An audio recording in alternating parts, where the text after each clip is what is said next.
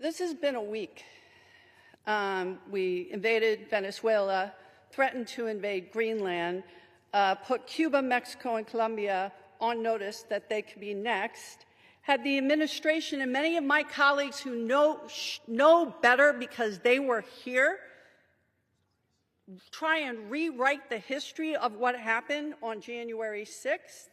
An ICE agent shot and killed a woman in Minnesota, and DHS immediately blamed the victim with no pretense of wanting to find out what the facts were. An hour ago, we just had 2 more people shot by an ICE agent in Portland, Oregon. These are dark times, and it's really easy to get bogged down in the negative. But today, something really good happened.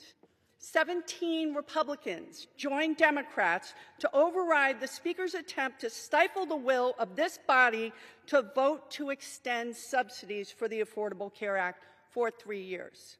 Now, my district is just over 17,000 square miles. It's mostly rural, with my rural hospitals hanging on by a thread. Some of them have just 15% commercial payer mix.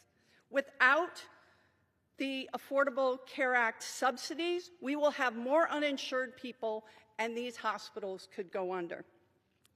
Prior to being in Congress, I worked at the United Way before the Affordable Care Act, working on health care access, and my county had a 21% uninsured rate. We have a lot of farmers, small business people. We have people that couldn't afford insurance. Now our uninsured rate is just under 8%. That's because of the subsidies. But I've had people call me and say, one woman called and said she was paying $87 a month. She now will have to pay over $1,000 a month, and she can't afford her medication or the treatment that keeps her alive. I have people, small business people in my district, that are calling to say, this is the first time I've ever had to go without insurance.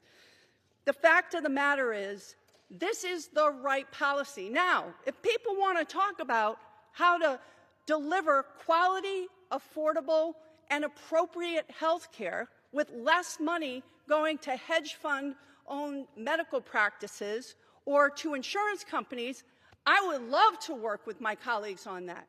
We have a Medicare for All bill that anybody can get on. That's what we should be moving towards. But the bottom line is, I remember when my mother, who was working as a contractor because her job got shipped offshore, so didn't have insurance, badly broke her leg, lost her home, went bankrupt, lost everything, and had to start over. So many people in this country will lose everything.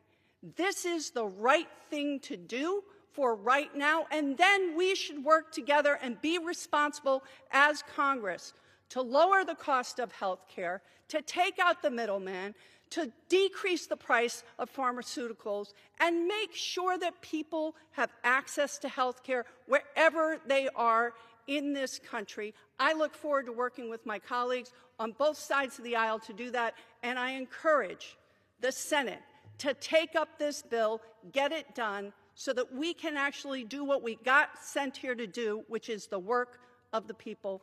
Thank you very much. I yield.